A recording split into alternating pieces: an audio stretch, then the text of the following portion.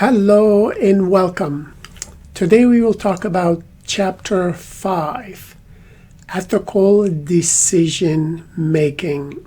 Let us now talk about using the ethical decision making model to improve ethical decisions in any given workplace so you can see your decisions as being successful. In other words, you being a success in terms of making good decisions regarding ethics.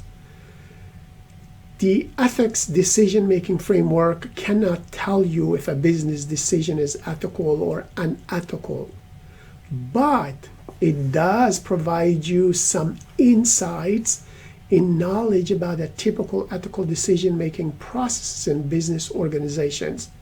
So it helps you reflect, take the time, examine before you actually implement a decision. So this framework is intended to provide you with insights and knowledge about typical ethical decision-making processes in business organizations, but it is unlikely that a company's ethical problems will be solved through a thorough knowledge about how ethical decisions are made. Business ethics does involve value judgment, which seems to be subjective, as well as collective agreements about acceptable patterns of behavior in a given culture, given organization, given society, in given profession through the profession's code of ethics. Ethical decision making within any organization does not rely strictly on the personal values and morals of each individual, because again, our personal morals and values might be very different compared to somebody else who is from a different culture or different environment. Knowledge of moral philosophies or values should be balanced with the business knowledge and understanding of the complexities of the dilemmas requiring a specific decision. Organizations take on a culture of their own, which, when it's combined with corporate governance mechanisms, do have a significant influence on business ethics in that environment. Let us talk about normative considerations on ethical decision making for a little bit. Normative approaches concern how organizational decision makers should approach an ethical issue or an ethical dilemma. Normative approaches differ from a descriptive approach, which actually examines how organizational decision makers approach ethical decision making. So while the descriptive approach focuses on how people make decisions, the normative approach basically tells decision makers what approach they should be using to solve an ethical dilemma. So normative approaches concern how organizational decision makers should approach an ethical decision. Concepts like fairness and justice are highly important in a normative structure of decision making. Most organizations develop a set of core values to provide enduring beliefs about appropriate conduct within that culture. These core values are central to any organization, and they do provide direction for action for every employee at any given day or situation when they're having dilemmas with suppliers, with vendors, with customers, or conflicts with colleagues or even their bosses. By incorporating stakeholder objectives into core corporate values, companies begin to view stakeholders as being significant in their decision-making processes. We also need to see institutions as a foundation for normative values. In other words, institutions are important in establishing a foundation for normative values. Organizations do face certain normative pressures from different institutions to act in a certain way within that city, that state, that country, or in a global society. These pressures can take place either internally, in other words, inside the organization itself, or it can be externally from the government or unions or other institutions. These institutions can be sorted into three categories: political, economic, and social.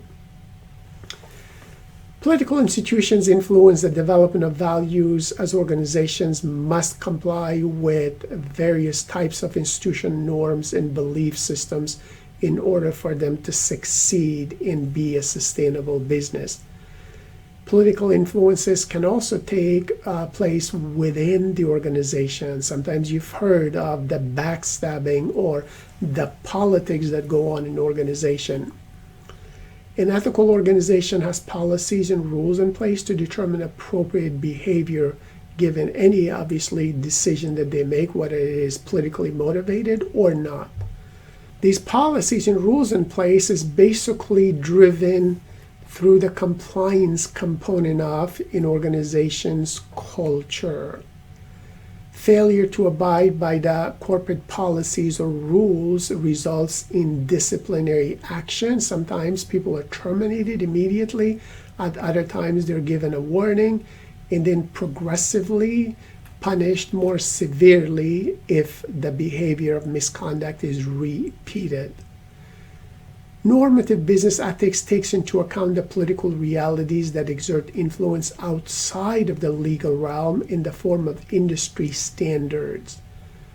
Legal issues such as price fixing, antitrust issues, and consumer protections are important in maintaining a fair and equitable marketplace in any given city or state or country where the organization is operating.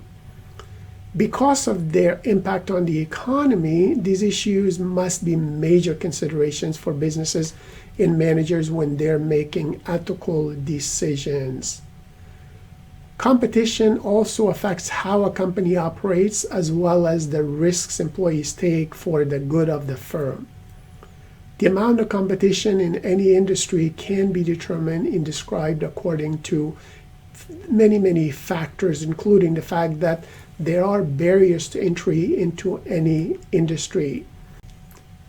The available substitutes for the product produced by the industry rivals, the power of the industry rivals over their customers, the power of the industry rivals' suppliers over other rivals.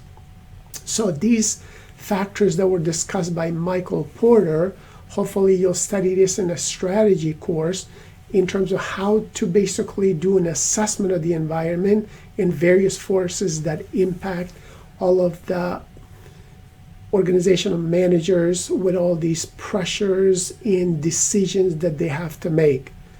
Social institutions also have an influence, and they can include the religious affiliations in a given environment or city, the level of education and awareness in individuals such as family unit within that given culture. There are laws that are meant to ensure an organization acts fairly, but there's no law saying people should do to others as they would prefer to have done to them. In other words, we know of the golden rule, but there's no law to enforce the golden rule. Many cultures have adopted this rule that has been institutionalized into businesses with standards on competing fairly, being transparent with customers, and treating employees with respect, because that's how the organization obviously would want to be treated by other organizations. While we might not consider stakeholders to be institutions, it should be clear that many stakeholders actually act as institutions in terms of their values. An organization uses rules that are dictated by its institutionalized environment to measure the appropriateness of any behavior. Companies that are facing the same environmental norms or rules become somewhat isomorphic or institutionalized.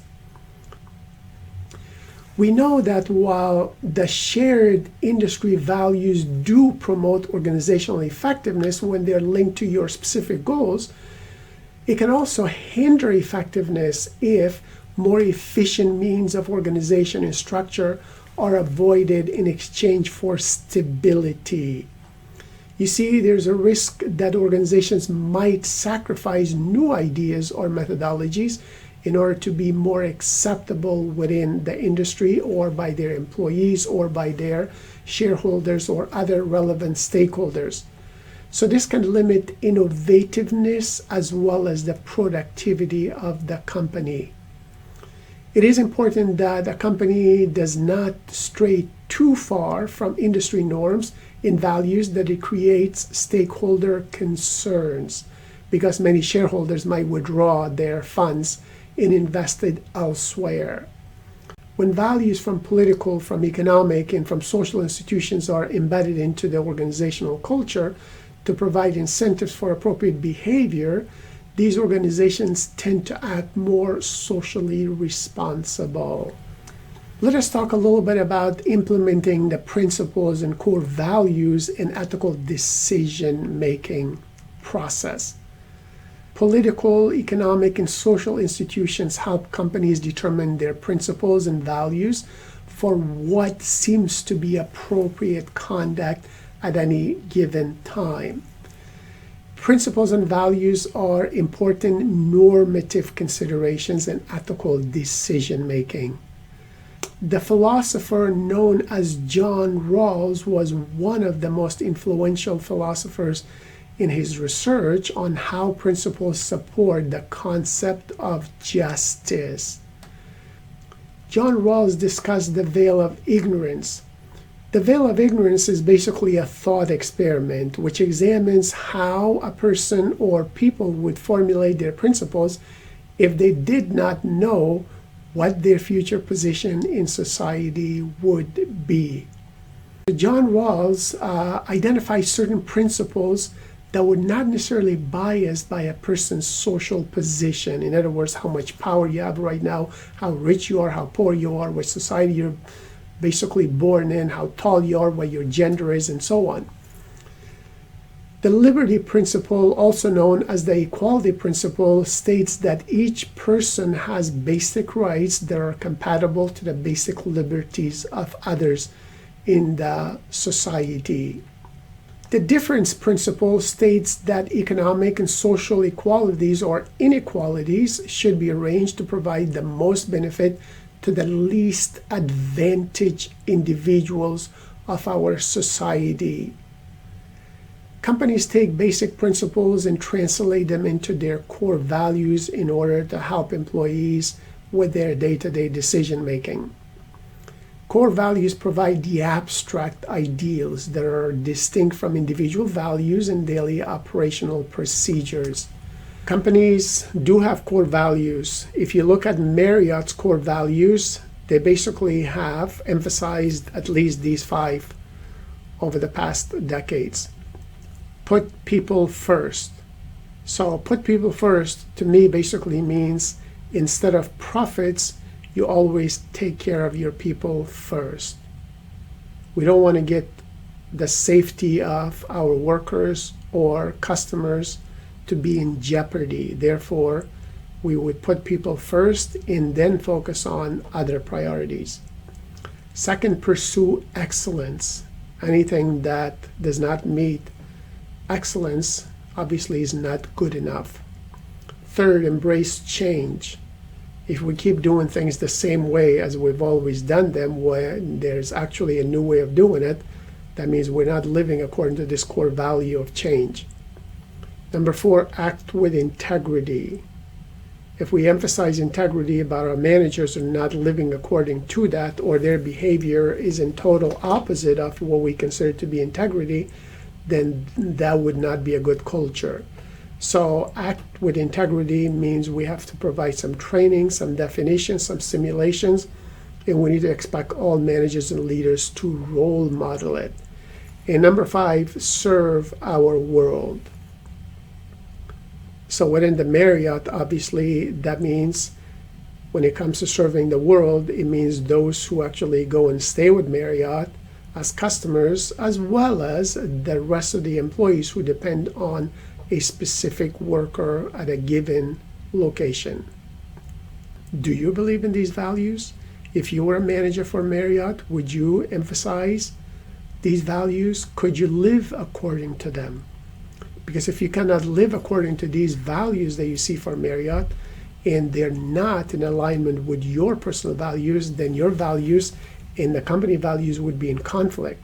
So this type of organization may not be a good place for you to work at, because you will not be happy with your decisions, and sometimes you may satisfy the company, but you'll have cognitive dissonance in your own mind, thinking that I did what the company wanted me to do, but I'm not happy with it. So therefore that conflict would cause you to lose sleep, and eventually you might quit this workplace.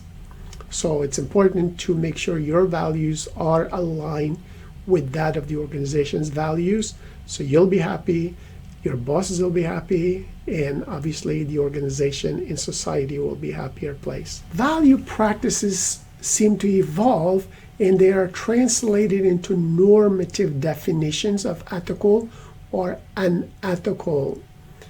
Individual and organizational values differ significantly because of ethical diversity among individuals in any given firm, department, or even location. Leaders, stakeholders, and organizational culture impact the development of core values.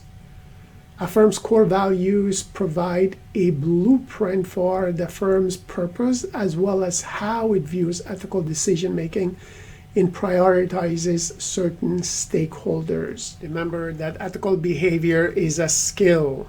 So you need to police, evaluate, and improve your ethical muscles every single day, so you can manage and guide others effectively in your department, in your organization, and in society in general.